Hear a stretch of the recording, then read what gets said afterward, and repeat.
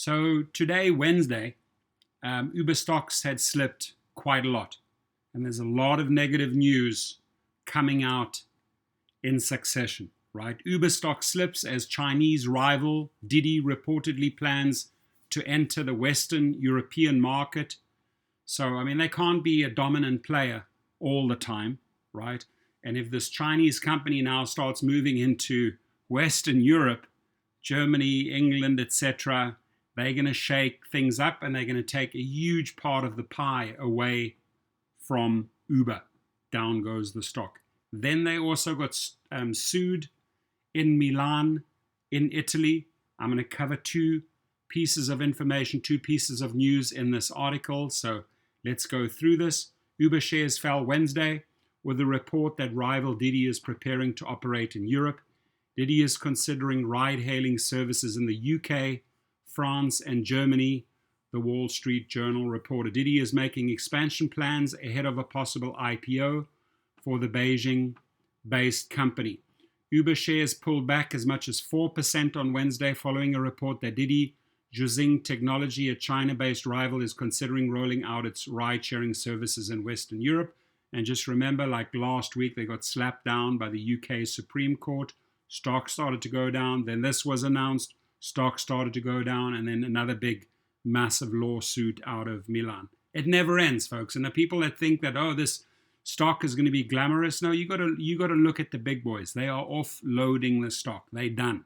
They are done. They're looking elsewhere, right?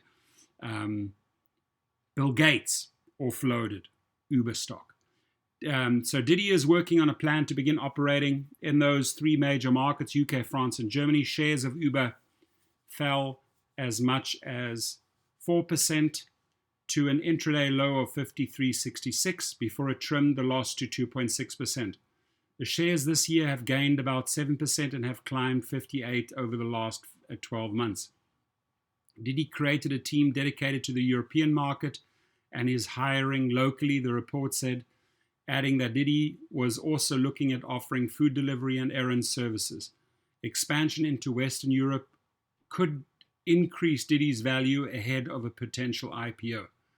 The report detailing the Beijing-based company's ambitions arrived after the UK's highest court ruled last week that Uber drivers are entitled to worker benefits such as vacation pay and minimum wage while they are driving for the company.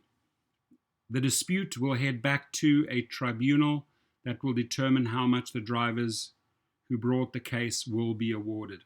We shall see what that award is. And then this piece of news here, Milan prosecutors order food delivery groups to hire riders pay 733 million euros in fines. They said on Wednesday, the Milan prosecutors, that they'd ordered four major food delivery companies to officially hire more than 60,000 workers and pay a total of 733 million euros, which is $889 million in fines after an investigation showed their working conditions were inadequate. Right? It never ends for Uber and for those other delivery companies. The investigation, which was launched in July 2019 after a number of road accidents involving the so-called riders, targeted Spanish food delivery app Foodino, Glovo, and the Italian units of food ordering companies Uber Eats, Just Eat, and Deliveroo, the prosecutor said.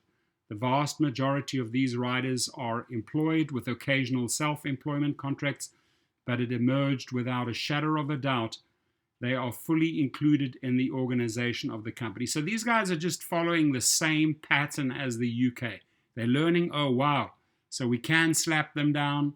We can collect monies, unlike here, California Proposition 22, where it went in their favor. The tide now is turning.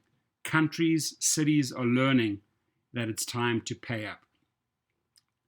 The investigation also revealed that the workers were managed by an IT platform which ranked the riders according to performance. This system actually forces the rider to accept all orders in order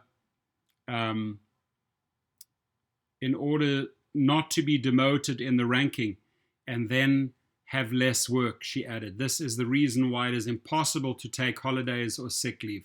As part of the provision, the companies are also asked to pay riders overdue contributions and provide them with adequate equipment such as bicycles with lighting or suitable clothing. Just Eat said in a statement it had launched an internal investigation to check the safety conditions of its workers. It added its newly launched business model will help introduce a safer, more controlled and direct system with our workers as employees. A little bit too little, too late. That's the way I see it. Uber Eats, Fordinho Glovo and Deliveroo Italy said they did not agree with the findings of the Milan prosecutors. The online food delivery is an industry that operates in full compliance with the rules and is able to guarantee an essential service, they said. So-called quick commerce has boomed in the past year as the pandemic forced people to stay at home and shop online, with companies like Glovo reporting a jump in courier services. On Wednesday, the European Commission took a step towards improving the rights of gig economy workers. That spells massive, massive trouble for the gig companies, right? So again, to improve the rights of the gig economy workers with the launch of a public consultation to determine their legal employment status and how to improve their working conditions and hopefully also the pay. The chief prosecutor, Francesco Greco, added that a separate tax investigation was launched into the Italian unit of Uber Eats.